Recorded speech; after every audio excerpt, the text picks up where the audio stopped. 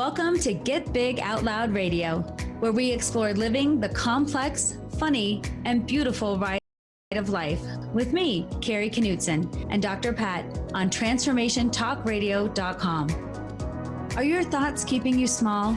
Are you ready to get big? I will offer you ideas to transform what you are thinking into conscious action. Explore what is keeping you small and how to shift your behaviors in order to get big.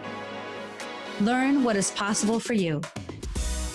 Get ready to get big and live life out loud starting now. Hey everyone, I'm Dr. Pat, and this is Get Big Out Loud. Yeah, that's what we're talking about.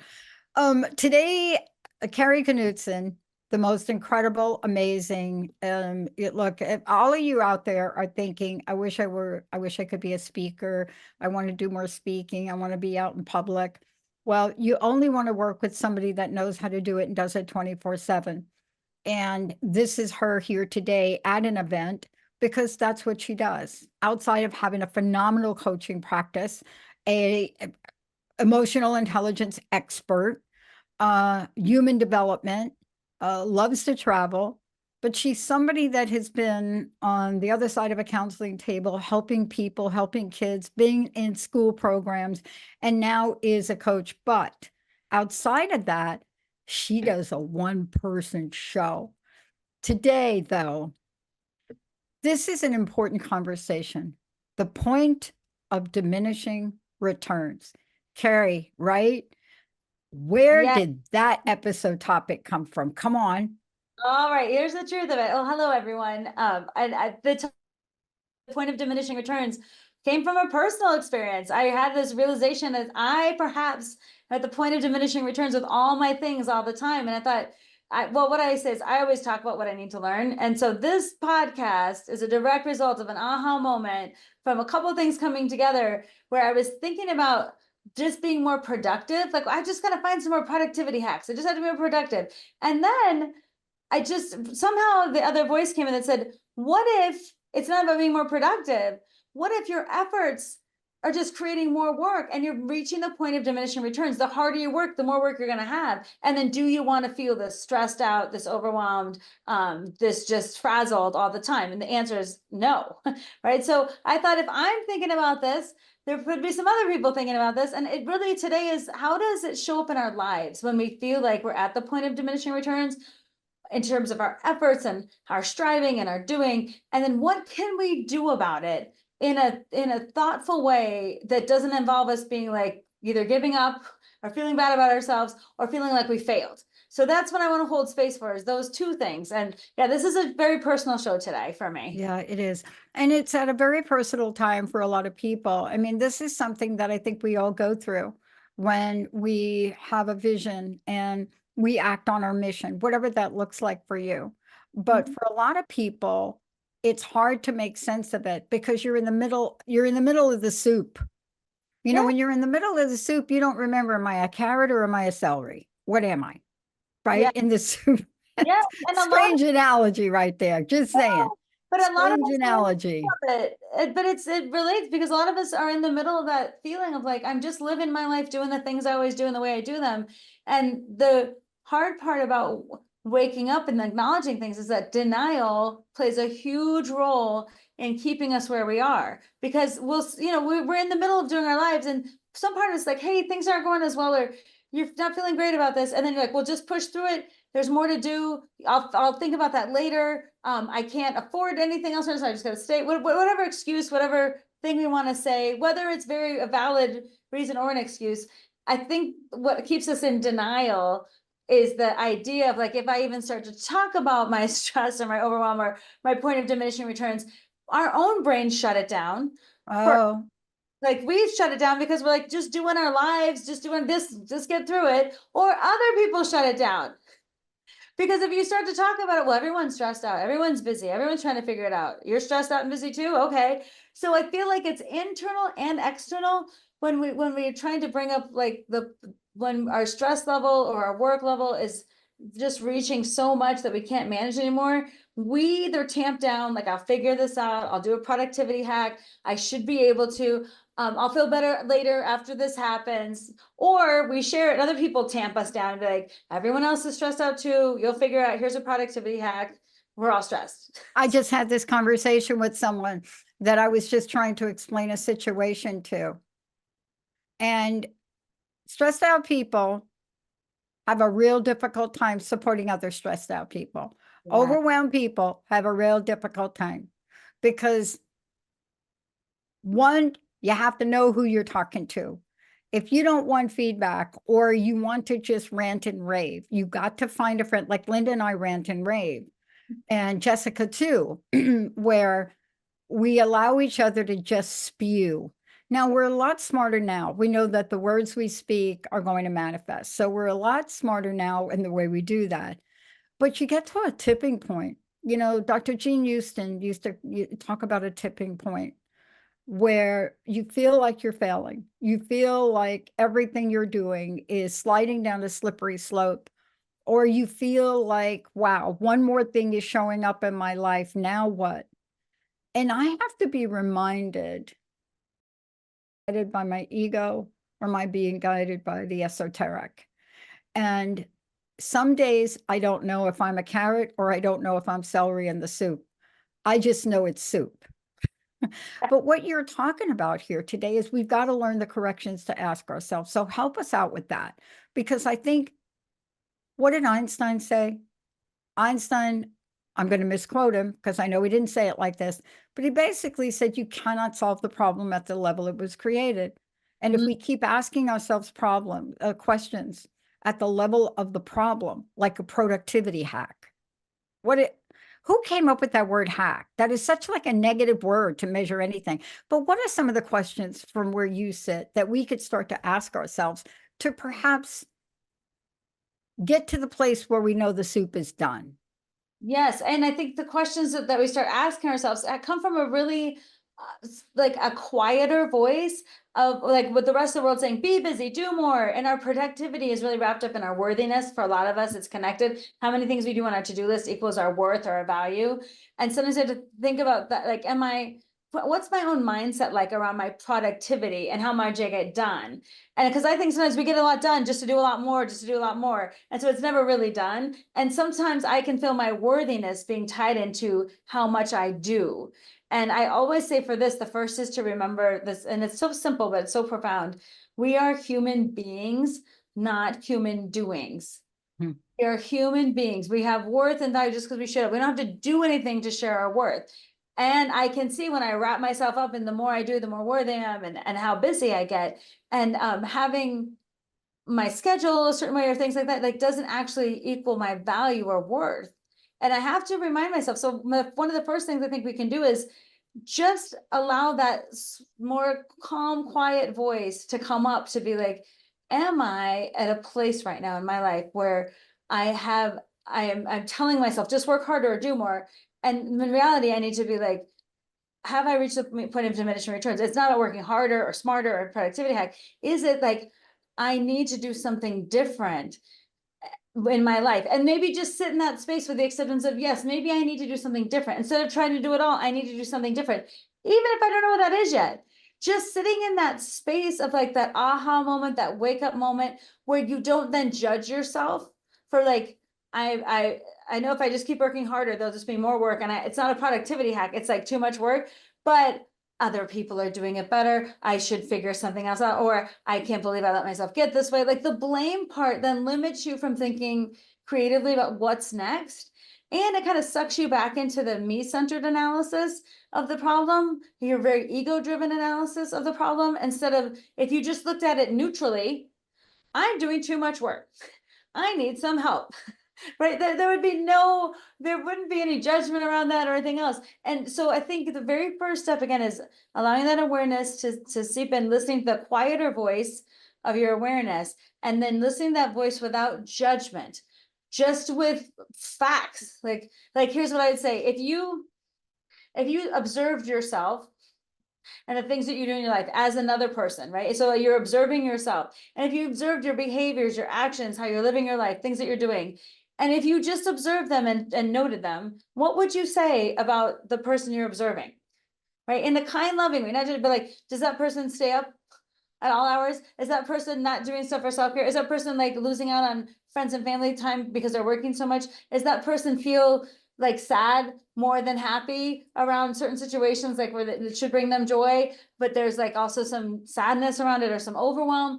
What's happening to that person? And I always say, like, if you can look at yourself like the other in a neutral way, you can just observe what's going on in a neutral lens, can be so helpful to getting out of denial that you might need a change, that you might need some help, that you want something different for yourself. So that's the very first step, is around getting out of Yeah. denial, just to Yeah. acknowledge. Yeah. I was so okay. So you and I coach people, right? And 9 times out of 10, we can help other people because we see other people, right? But I was having a conversation this morning with my team, and when you know you're on your path and things are not going the way you think, it's so easy to throw in the towel. I think Muhammad Ali said something. Okay, now a boxing reference. I think Muhammad Ali said something, right? In the way Muhammad Ali would say things. What a brilliant orator he was. My gosh. I mean, could you even keep up with the man? No, you couldn't. But one of the things that we talk about, and we've seen this, movies. Who hasn't seen Rocky? I don't know if you haven't seen Rocky. I've seen Rocky. Okay. So we've seen this, and the Stallone legacy, Sylvester Stallone legacy, genius behind the Rocky. But what don't we see in Rocky? So here's the question that I'd love you to address. Sometimes we think that if we're on our life's path and we're on course, that we're not going to run into obstacles, that we're not going to be challenged, we're not going to have setbacks. And yet we do.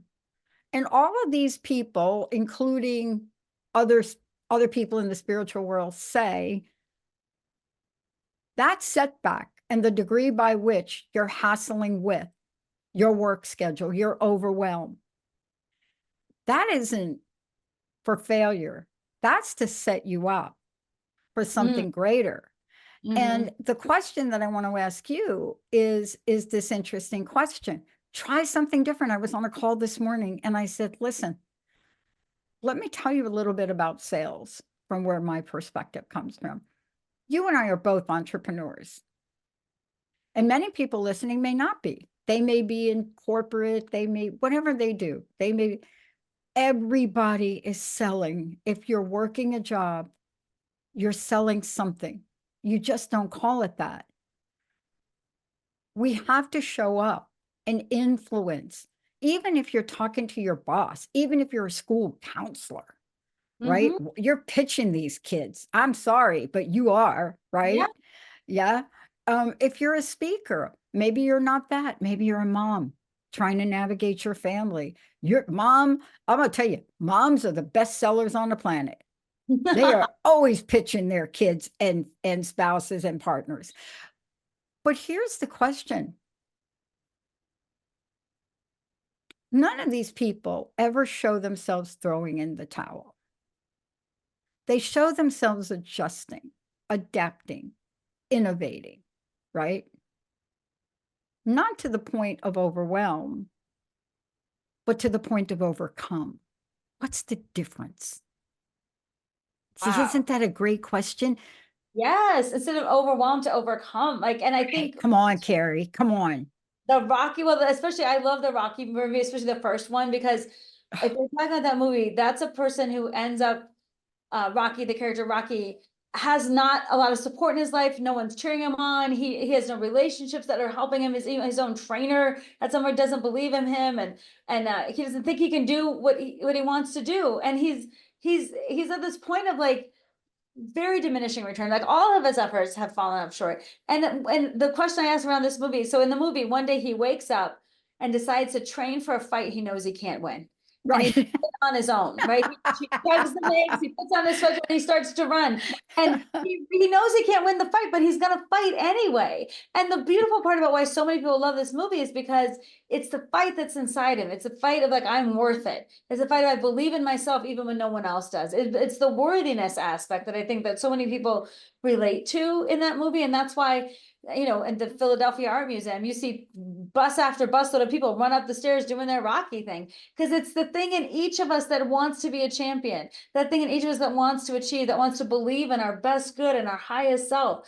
And when you think about the overcoming those obstacles, we are the only ones that can do that for ourselves. We are the only ones that can give ourselves permission to try, permission to ask for help, permission to not be judgmental about ourselves, permission to reach out, permission to change something.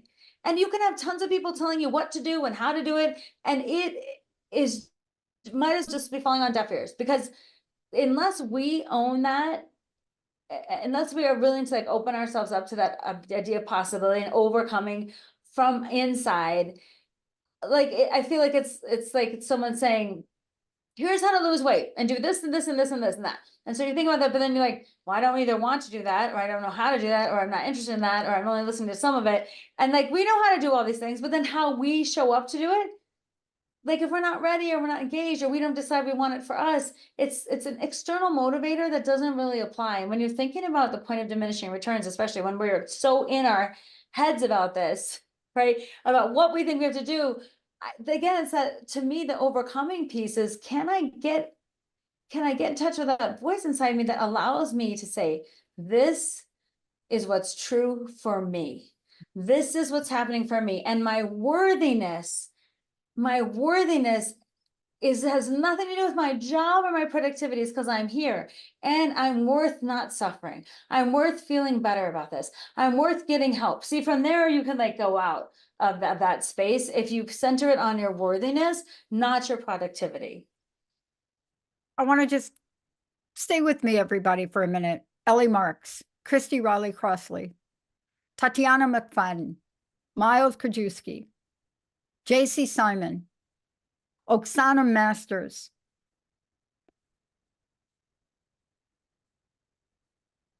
Who are these people? Who are these people?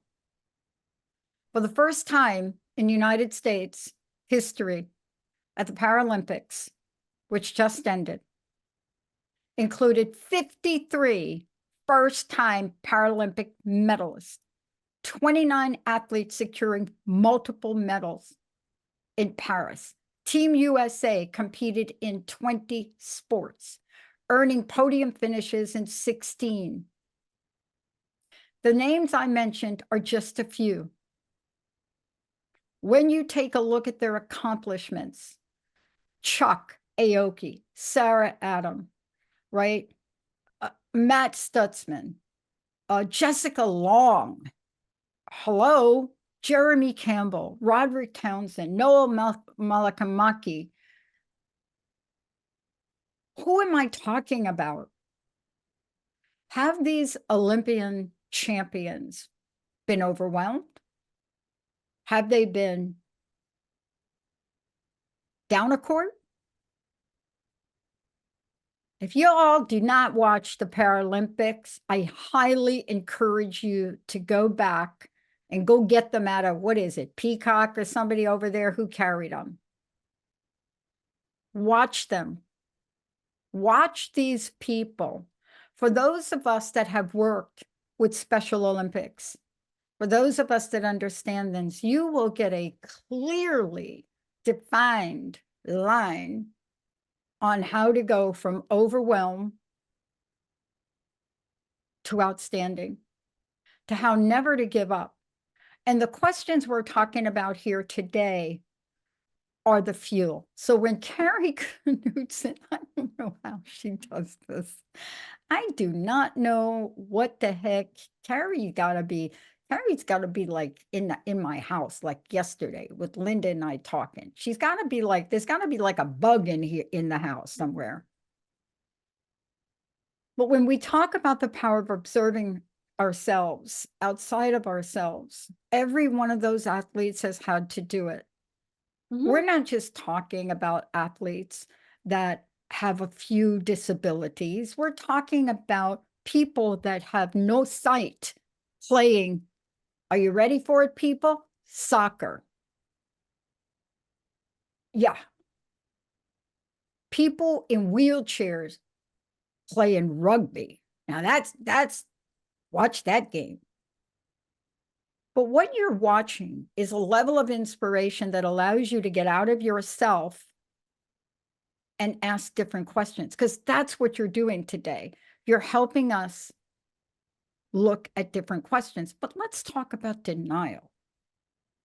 Yeah, well, denial plays a big role. And the interesting thing that you said is like, sometimes you can't see, like until you see people play rugby in wheelchairs, you can't even envision, how do you play it? Until you see someone who's blind playing soccer, you're like, how does that work? Right. And until you see someone with no arms doing archery, you don't know how it happens. Right. So that to me is like a really good tie into thinking about sometimes with ourselves. Just because I can't see it yet doesn't mean it doesn't exist. Just because I haven't experienced it doesn't mean someone doesn't know how to do it, or there's another way. And that's the thing, the beauty of getting out of denial is sometimes we're in denial because we're like, well, this is all I know and this is all I can do, and there's nothing I can do to change it. And that is a form of denial. Think, can I just be curious? And I love the idea around the Paralympics. It is inspirational in some way, and it also changes your view of like athletes. What does it mean to be an athlete fully and completely, with or without a disability? What does an athlete look like?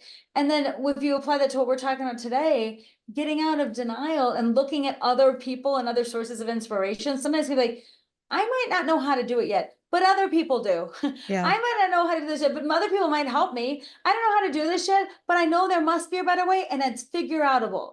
And it's again, it's all that stuff that allows you to start from this place and be like, I'm going to figure this out. But I have to get out of denial first, even to take the first step, even to be inspired by other people, even to be hopeful, even to take notes on what do other people do, and even to think, I'm going to ask for some help.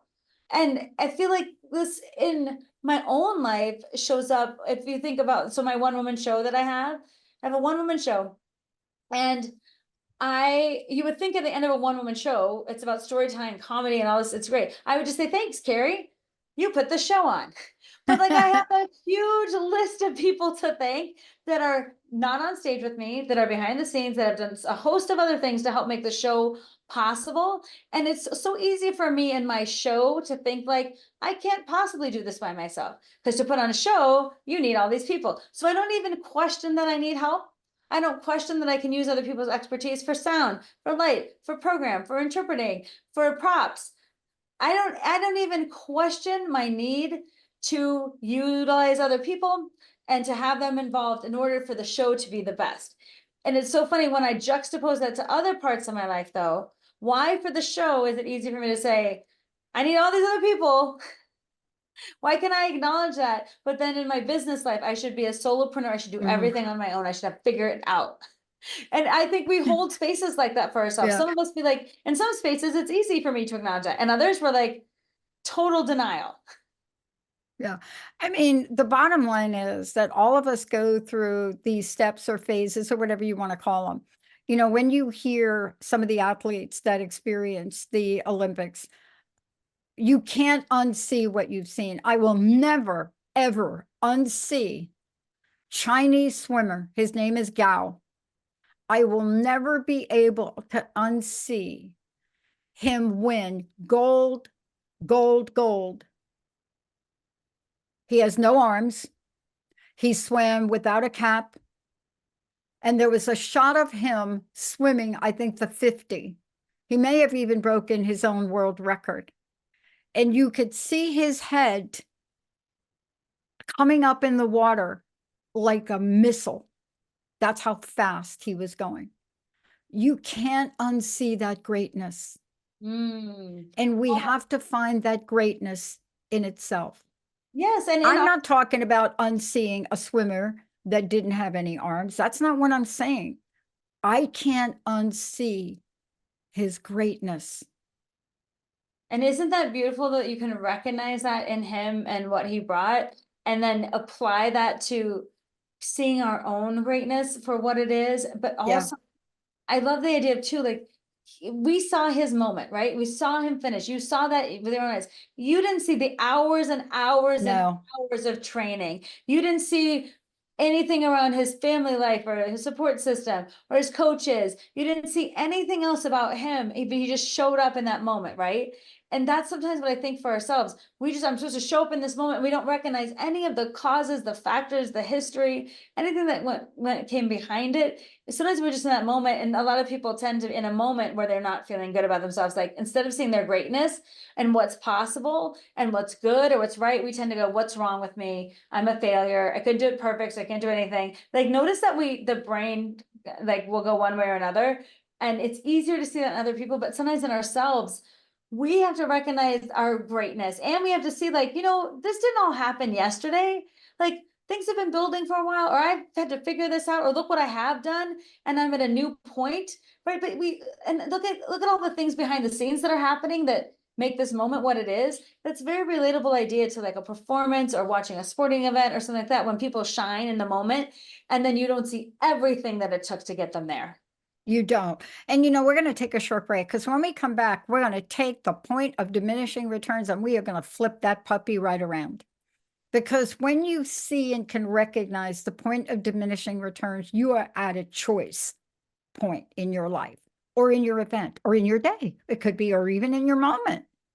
It really could be that. It could be something that is going on that helps you recognize something seriously important about the opportunity that you absolutely may not be able to see. When we come back, we're going to talk more about that. Kari Knutson is going to help us flip that around. Emotional intelligence side, cognitive side, what you're thinking right there, emotional, what you're feeling, physical side, what you need to do. Rocky didn't just think, oh, I'm going to think about training. No. When we come back, we're going to talk about how much effort you put into getting to the law of diminishing returns, and how much effort are you willing to put in to reverse it. Let's take a short break, everybody. We'll be back with the most amazing Kari Knutson. I'm Dr. Pat. Emily's at the helm. We'll be right back.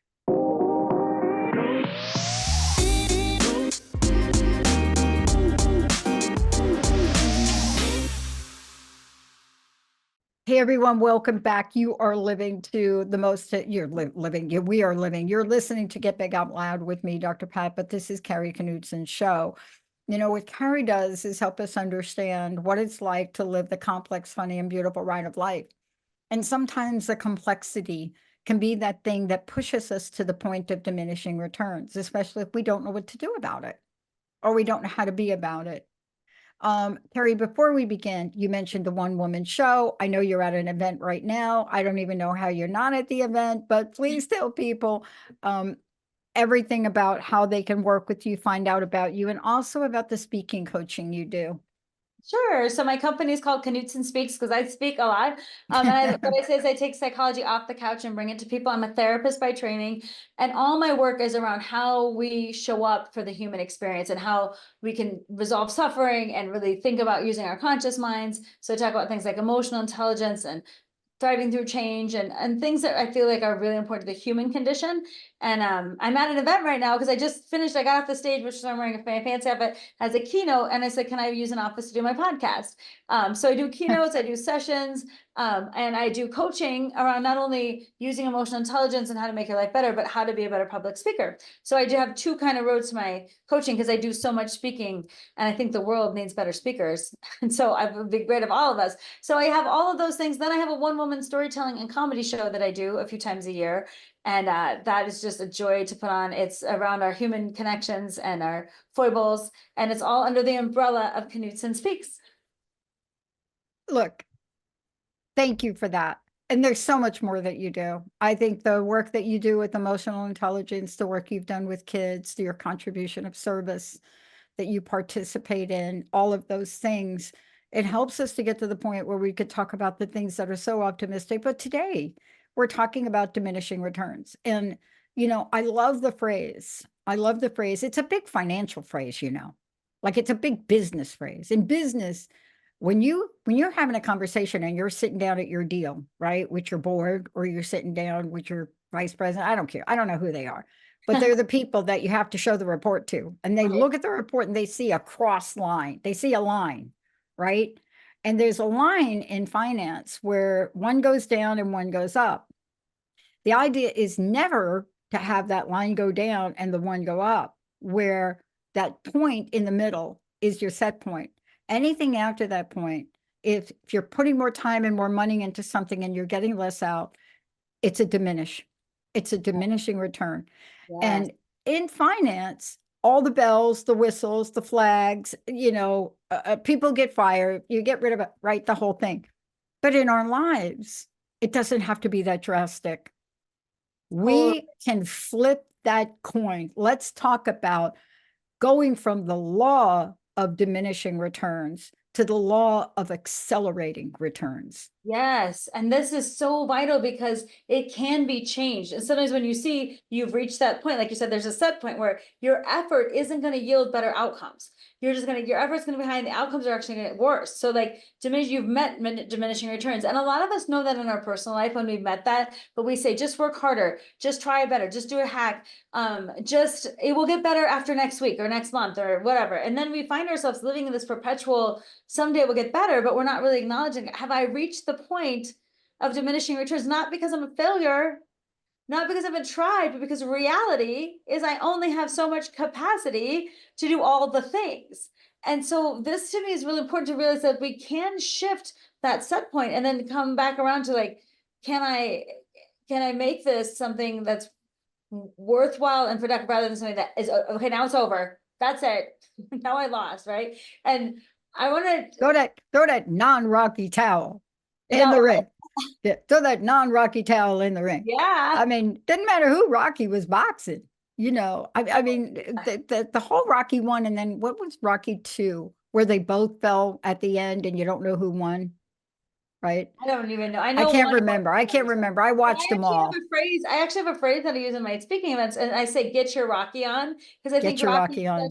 He's the internal motivator in all of us, and that way, at least the first movie was so captivating because it's that internal piece. When you realize something, when you believe in yourself and you know your own worthiness, and then you put it out there, you take action towards changing something that will help you get change instead of getting to the point of diminishing returns, right? You like are able to accelerate and like really grow yourself. And in this case, grow your business or grow your life in a way that's meaningful for you and realistic for you.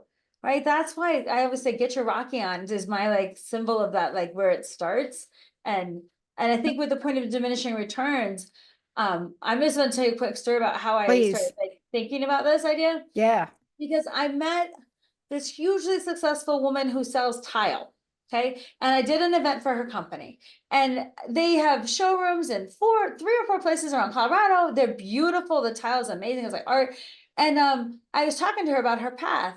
Like, how did you do all this? And she said, well, I started selling tile out of the trunk of my car. I had this idea for tile and I would go around to different designers. I would haul the tile out of the back of my car, go to their showrooms, and then like haul it back. And so, and she's still a small woman. She's like, so I got to work out like all the, cause tile's heavy, right?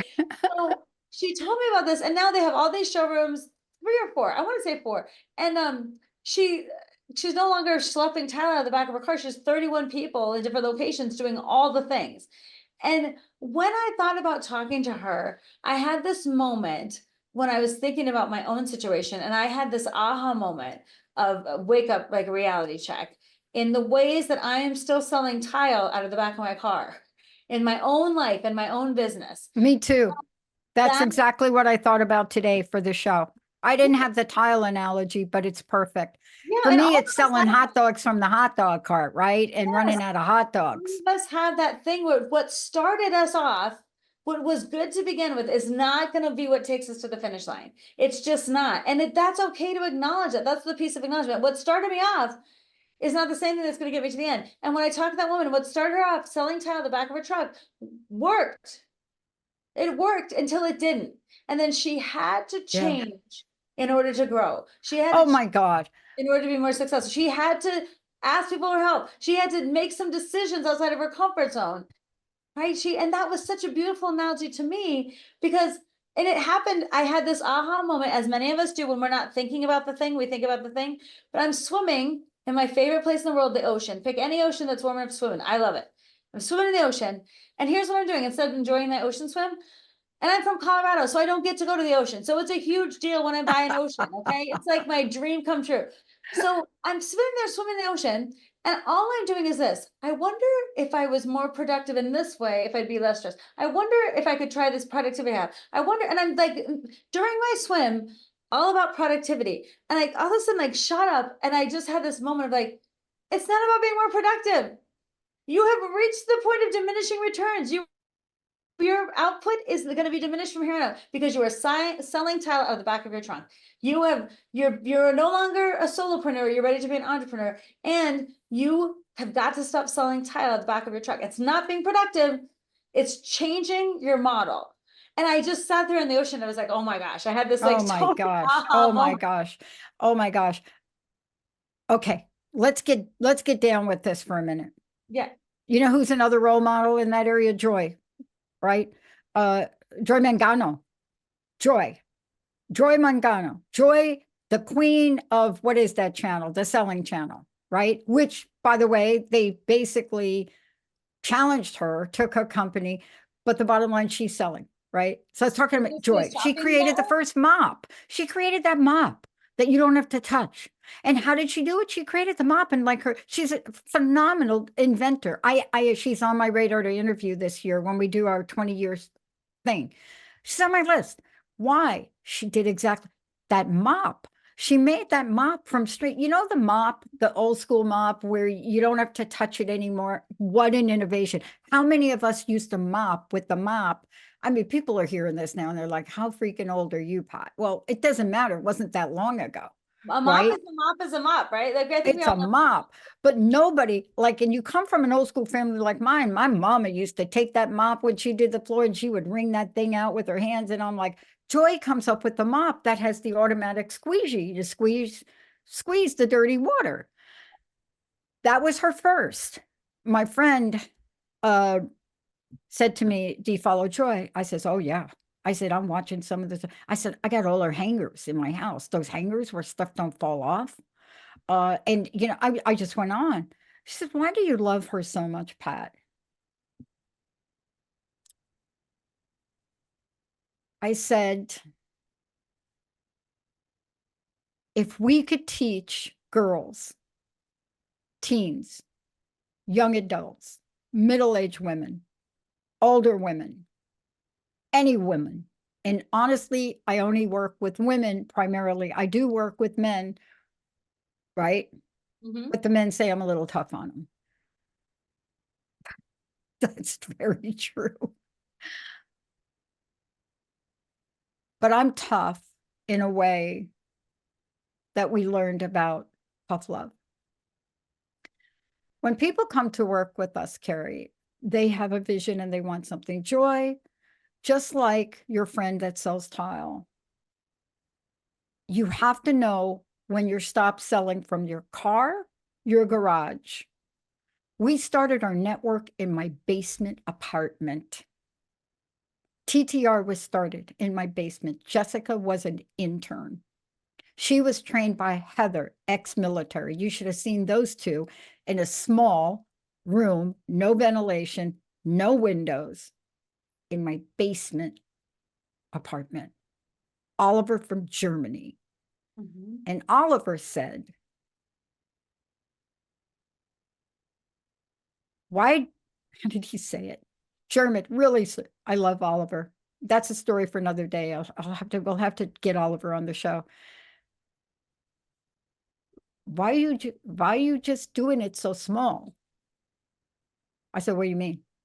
He said, you don't have to do it so, why you do small? Why are you doing it so small?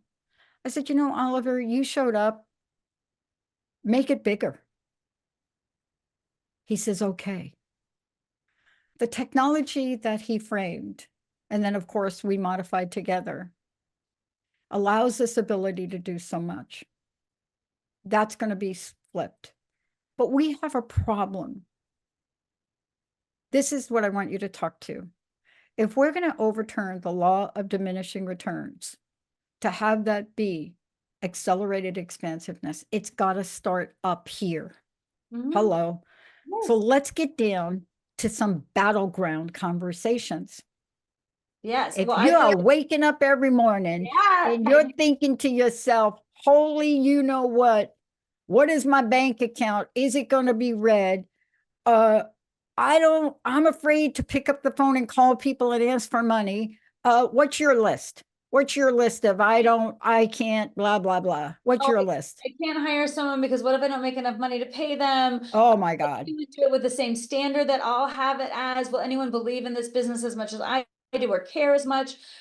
Will it have the same quality? Can I trust people to do what they say they're going to do in the way I hope they do? I don't know how to onboard someone. I've never been an employer before. I don't know how this works, blah, blah, blah. Like anything you want, excuse you want to put in that round. That's where I live in my space of why, like, especially around like when I had the initial like I need help means I need people on a team. So that means I have to open myself up to vulnerability, not only like inviting people in, trusting that they'll care about this company, but also that they can do jobs that I can't do and trusting them to just do it. And seeing this woman, honestly, that it was so inspirational to go from herself to 31 Oh, people who love that company, love working there. She's built something worth being a part of. And to me, she's let go of some of that control and she shared not only the work, but she's sharing the wealth. And I see that in myself. Like my primary thing is, can I give up control? And if you're going down, all of us have a root thing that when we don't make a change, we can kind of tie yeah. it back to some root thing. So like you said, your stuff, and for me, that's what my stuff, the root thing is around control. And the secondary thing, I think a lot for me personally, which might be for listeners too, is having the need to ask for help is Yes.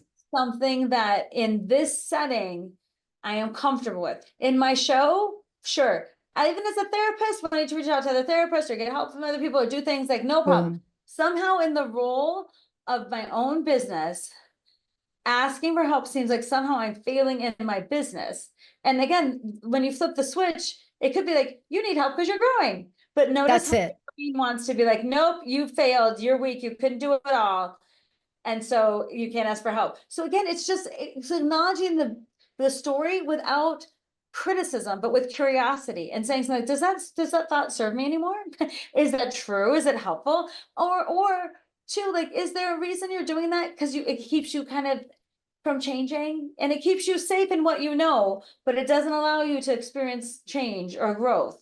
So you can stay safe in what you know, but it's overwhelmed, or you can take a risk and do some changing and growing, but it may not, you have to give up some control, you have to know what not to expect, and you have to invite other people in a way that makes you vulnerable. Yeah. You know, it's interesting. I had a situation. Let's talk about this because giving up control means one thing, but it doesn't mean everything. You know, Joy and your friend with the tile company, you know, giving up control doesn't mean you give up what you've worked for or your ownership. Let's just be very clear. That is not what we're saying. There No. are a lot of people. I've had 6 offers to buy to buy the Transformation Network recently. And what does it say to me, right? It says a couple things to me. It says we're not quite on everybody's radar, but boy, somebody's got our attention, whoever you are out there, right? The other thing it says, wow, there's a value here. You're not leveraging it properly, Pat. The Mm. other thing it says is when weird situations, comment on this. This is a great way to close the show. Sometimes strange, oddball. What do they call it? Left field. I don't even know what that means. Comes out of left field. What does that even mean? Is that like a baseball thing? What Probably. it come like my friend called me the other day. He said, "You know what came out of left field yesterday?" I said, "No, what?" He said, "The Seahawks winning." Hello, Denver. Oh no, I should know this. But here's the thing. When things show up, I'm not kidding. I have a situation right now with my bank that absolutely has nothing to do with me. It has to do with something being done that's made my bank very paranoid about it. They call it fraud, they call it security, da da da da da, whatever the banks call things, right? normally, if you're like a sole proprietor, you're off and running and you got a little deal going on there, who cares? But when you are a corporation, a federal corporation, and you're working with a federal bank, those banks, they're like, you don't have control of your company. I said, yes, I do. They said, well, how did this check go through? I said, it's a mistake. What doesn't look like? I mean, here's what I want to stop. I want to stop listening to things that are not the truth of you. So here's the way I want to turn this diminishing returns around. Now, clearly my bank has got me by the you know what. Because when banks feel that there's a situation, they will shut down your account. Now, I'm a pretty good negotiator, so I'm just saying what I called in from my universe, my God, my spirit. I called in my bank, bank that shall not be named. I called in that you all figure it out, reconcile it, and be even better, a better bank than you've ever been before, and help me be a better business owner. See, what are we going to call in? Let's call it in. I am blessed, and for those of you out there that are so afraid to say I am, you got to say this with Kari and I right now, because you don't get past your hiccup without it. How many of you are ready to go out and ask for money that you need? No, money that you desire. We need to do a whole show on money. Do you know how hard it is for entrepreneurs to actually ask for what they're worth? Right, and that gets tied up into why we don't ask for things, why we don't make decisions that would help us. It gets tied into like why we stay stuck. And like you said, this doesn't even have to be about if you're an entrepreneur or not. This could be in some area of your life where you're feeling stuck or you've reached the point of diminishing returns, right? But in our situation, being business owners, it shows up this way. And growth and opportunity, to me, like you can't say growth and opportunity are the same. Like opportunities here, and then are you going to grow over here? Like they're two separate things. And to be able to think about that, and however it shows up, like you with the bank, me with asking for help, with realizing that like I'm overwhelmed, I can't keep my schedule straight, I'm missing out on opportunities, I'm not showing up as the fully engaged person I want to because I'm so tired from this and that and the other, that there's no time to catch up. So admitting, like you said, admitting to the bank, like this was a mistake. And for me, admitting like I've overdone it, but without the judgment that comes with it, and then I'm bad, right? And so for me, when you flip the script on when you think of the point of diminishing returns, if you think about, okay, where's that point at? There's obviously opportunity that I could tap into, and it's going to take a chance for me to grow to get there. Yeah. And I have to think about both these things without blindly just being like throwing myself out there and just like hiring everyone and not worrying about my bank account. It's not about that. It's about a strategic then moment where you say, I cannot continue to do the things the way I've done them before. Exactly. I cannot continue to do this. So I have to do something different. Right. When you do that from a place of love and curiosity and hope, and it's so much better than like, because I failed, because this didn't work. It worked. And I always say, what started you on something may not finish you, right? Maybe you have to think about this idea of and also for me personally saying like, I did a good job with what I had at the time that I had it. And now I have outgrown my own capability, not because I'm weak, not because I'm bad or because something failed, but I'm starting to recognize it's because it's growing and I need to grow with it. If I'm going to have my opportunity cost essentially match my growth opportunity. Yeah. I love that this situation and what we're talking about, because there's an end game of lessons and opportunity. And I've always said that this is a benevolent universe. And so what did I learn from this? I learned to stand up to an institution and say, no, don't, you're not going to do that. You're not doing that. You're not doing it. I'm not authorizing you to do it. I'll take responsibility for whatever that was about, but you're not doing that. You know how hard I make it sound easy? No, because you get so loaded with fear, with guilt from other people, from other places, that in order for us to stand tall, that's important, isn't it? In turning around the law of diminishing returns, we have to be able to stand tall in who we are, don't we? Even with you, even with what you're talking about. Oh yeah, and even when you see on the surface, like oh, she has this and she's doing that and she's doing whatever. And at the same time, I am dealing with this, that, and the other, and admitting to reaching the point of diminishing returns. And this is like how I want people to think about this as we close out the show, is to be able to say, like, once you have that reality check, that's the beautiful thing about getting out of denial. That self-awareness piece that says, like, what I look like on the surface and what's happening down below. Like, some people use the analogy of, like, the duck looks calm on top, but is paddling wildly below, but you never see the legs, right? A lot of us observe one thing and then make a whole bunch of assumptions, and we don't see the hard work going around underneath it. And so when you think about this, I hope when you listeners take something away from today, it's like getting out of denial, really being honest with yourself, and like observing yourself from outside yourself, to like see, what do I observe without, if I was just observing myself outside myself,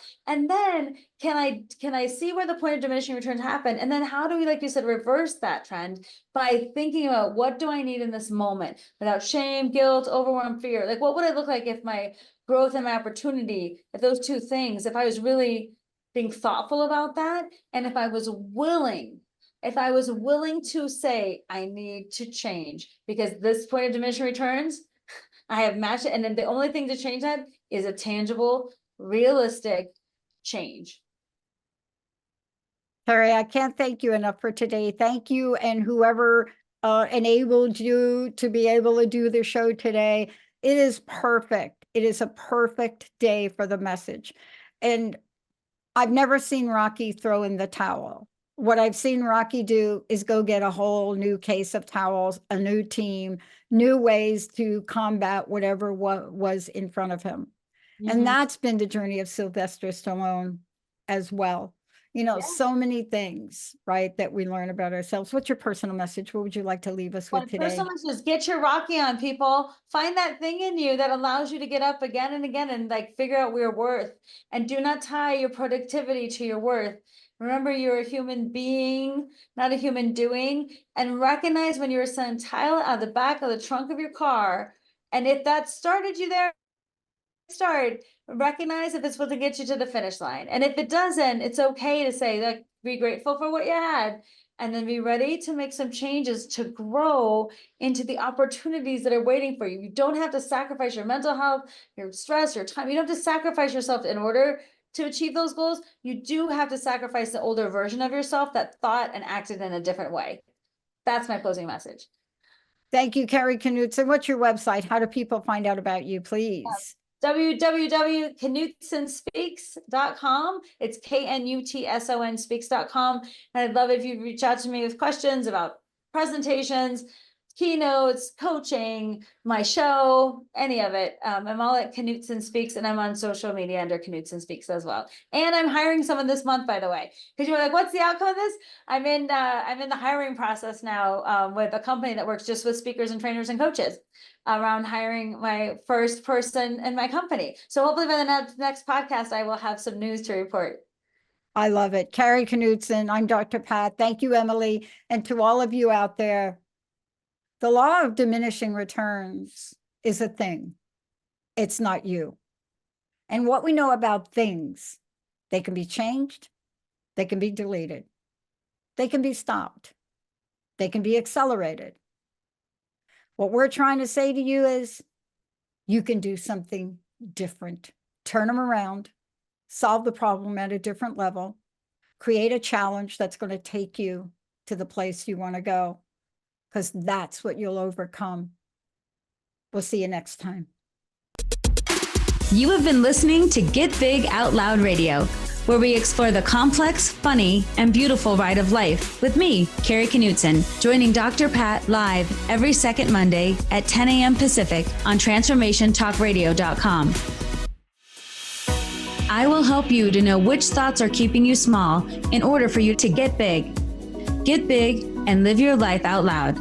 For more information, visit KnutsonSpeaks.com.